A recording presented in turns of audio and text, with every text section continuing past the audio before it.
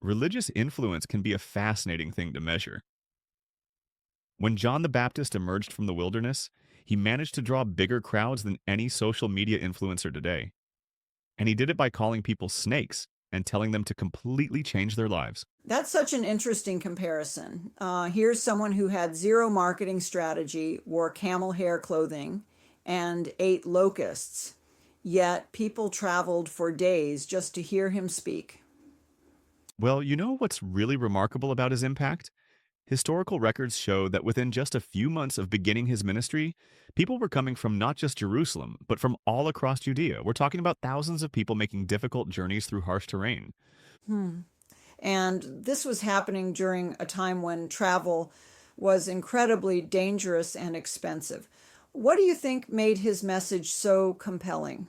You see, he emerged after what scholars call the 400 silent years, a period when there had been no recognized prophets in Israel. So when John appears, matching the exact description of the prophet that Malachi had predicted would come before the Messiah, it was like a spiritual earthquake. The historical timing really is fascinating. Here's this nation under Roman occupation, desperately looking for hope, and suddenly there's this figure who perfectly matches their ancient prophecies. And let's talk about his baptism practice, because this was completely revolutionary. In Jewish tradition, ritual baths were common, but they were something you did repeatedly.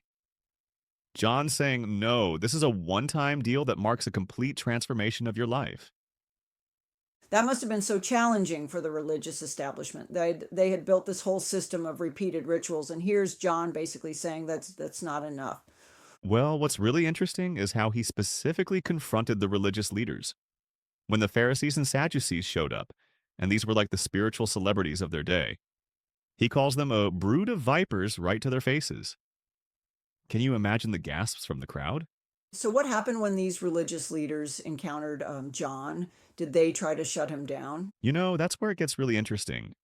They couldn't easily dismiss him because he so perfectly fulfilled these prophecies from Isaiah and Malachi. Plus, the people viewed him as a prophet. We're talking about someone with massive popular support. The political dynamics at play must have been incredibly complex. Oh, absolutely. And it all culminates in this extraordinary moment when Jesus comes to be baptized. Here's John, who's been this fierce, confrontational figure, suddenly becoming completely humble, saying he's not worthy to even carry Jesus' sandals. That complete reversal really showcases the authenticity of his ministry, doesn't it? He wasn't building his own following, like he was preparing people for something greater. And then we have this incredible moment where the Trinity is revealed: Jesus in the water, the Spirit descending like a dove, and the Father's voice from heaven. It's like this perfect crescendo to John's entire ministry. Well, that divine affirmation must have been particularly meaningful, given how controversial John's ministry had been up to that point. You know what's fascinating? Archaeological evidence suggests that John's baptism site, recently discovered in Jordan, was specifically chosen because it was where tradition held that Joshua led the Israelites into the Promised Land. So he's deliberately connecting his ministry to this pivotal moment in Jewish history. That's such a powerful symbolic connection, like history repeating itself, but with an even deeper spiritual significance. And here's something that often gets overlooked. John's message wasn't just about individual transformation. He was announcing the arrival of what he called the kingdom of heaven. This was a radical political statement in Roman-occupied Judea. That really puts his eventual execution by Herod in a different light, doesn't it? He wasn't just challenging religious authority, he was threatening the entire power structure. Exactly. And you know what's remarkable? His influence continued long after his death. We have historical records showing that decades later, there were still groups of John's followers as far away as Ephesus in modern-day Turkey.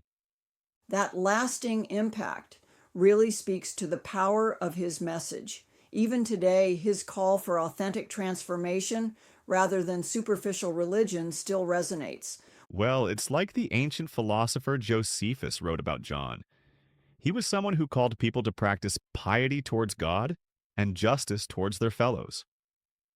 That message is just as challenging and relevant now as it was 2,000 years ago.